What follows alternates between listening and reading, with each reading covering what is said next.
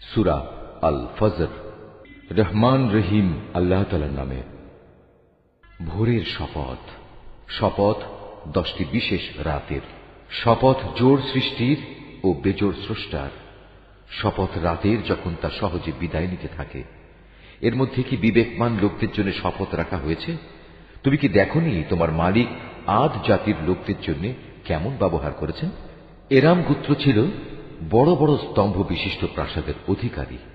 জ্ঞান ও ঐশ্বর্যের দিক থেকে জনপদে তাদের মতো কাউকেই এর আগে সৃষ্টি করা হয়নি। সমৃদ্ধশালী জাতি ছিল সামুদ। তারা পাহাড়ের উপত্যকায় পাথর কেটে সুরম্য অট্টালিকা বানাত। অত্যাচারী ফেরাউন যে কিলক গেঁথে শাস্তি প্রদানকারী জালেম ছিল, এরা দেশে দেশে আল্লাহর সাথে বিদ্রোহ করেছে। এরা তাতে বেশি মাত্রায় বিপর্যয় ও অশান্তি সৃষ্টি করেছে।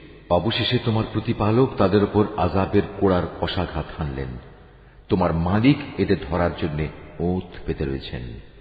মানুষটা এমন যে যখন তার মালিক তাকে নিয়ামত, অর্থ সম্পদ ও সম্মান দিয়ে পরীক্ষা করেন, তখন সে বলে, হ্যাঁ, আমার মালিক আমাকে সম্মানিত করেছেন। আবার যখন তিনি ভিন্নভাবে তাকে পরীক্ষা করেন এবং এক পর্যায়ে তার রিজিক সংকীর্ণ করে দেন, তখন সে নাখুশ হয়ে বলে, আমার মালিক আমাকে অপমান করেছেন।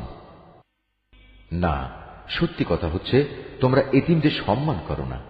মিসকিনদের খাওয়ানোর জন্য তোমরা একে অপরকে উৎসাহ দাও না।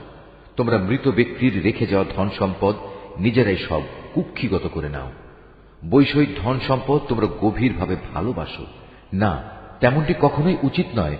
স্মরণ করো, যেদিন এই সাজানো পৃথিবীটাকে চূর্ণ বিচূর্ণ করে দেয়া হবে, সেদিন তোমার মালিক স্বয়ং আবির্ভূত হবেন, আর ফেরেশতারা সব সারিবদ্ধভাবে দাঁড়িয়ে থাকবে।